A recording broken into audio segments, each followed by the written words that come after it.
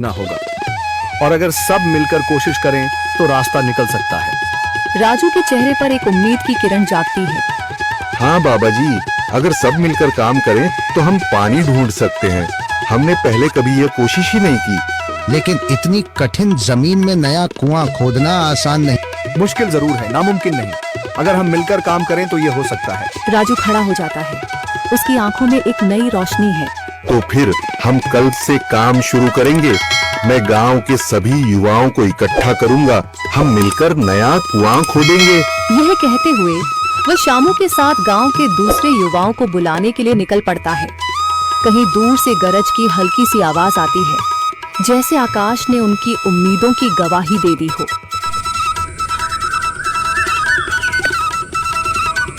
अगली सुबह राजू और शामू गांव के युवाओं को इकट्ठा करने निकल पड़े। चौधरी महेश की हवेली के सामने एक भीड़ जमा है। बाबा जी, संदरी, गांव के कुछ बुजुर्ग और किसान सभी मौजूद हैं। हम हाथ पर हाथ रखकर नहीं बैठ सकते। अगर अल्लाह ने हमें हिम्मत दी है तो हमें खुद पानी के लिए मेहनत करनी होगी। हम एक नया कुआं खोदेंगे। लेकिन राजू, क्या हमें यकीन है कि वहाँ पानी मिलेगा? बेटा, पानी जमीन के अंदर होता है, बस सही जगह खोदने की जरूरत है। हमने अपने बुजुर्गों से सुना था कि पुरानी नहर के पास जमीन नरम थी, शायद वहीं पानी हो। बाबा जी सही कह रहे हैं। अगर तुम सब यह काम करने के लिए तैयार हो तो मैं अपने कुछ मजदूर भेज सकता हूँ। धन्यवाद चौधरी जी, लेकिन हम सब खुद भी मेहनत करेंगे। यह हमारे गांव के अस्तित्व की लड़ाई है। संदरी, जो अब तक चुप थी, आगे बढ़ती है। हम औरतें भी पीछे नहीं रहेंगी। हम पानी लाने की व्यवस्था करेंगी, खाना बनाएंगी, ताकि तुम सब आराम से काम कर सको। यही हिम्मत चाहिए थी संदर।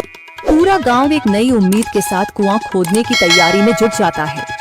दूसरी ओर कुआं खोदने का काम शुरू हो चुका है। राजू, शामू और दूसरे युवा बेलचे चलाने लगते हैं। मिट्टी बाहर निकाली जाने लगती है। तेज गर्मी के बावजूद सब पूरी हिम्मत के साथ जुटे हुए हैं। दोपहर की तेज धूप जमीन आग की तरह तप रही है। गांव के लोग लगातार कुआं खोदने में जुटे हैं। हाथ छिलने लगे हैं, माथे से पसीना बह रहा है, मगर किसी ने हार नहीं मानी।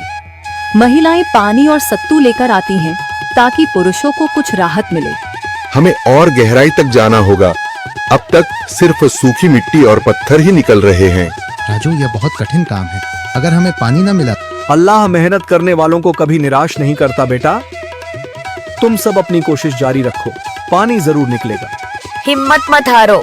अगर अब रुक गए तो फिर कभी पानी नहीं मिलेगा। सभी फिर से जोश में आकर काम में जुट जाते हैं, मगर सूरज की तपिश बढ़ती जा रही है और कई लोगों की सांसें तेज चलने लगती हैं। तभी एक तरफ से रामलाल और उसके आदमी हंसते हुए आते हैं। अरे भाई, तुम्हें लगता है कि जमीन तुम पर रहम करेगी? हाँ हाँ, ना समझ लोग, ये सब बेकार की मेहनत है।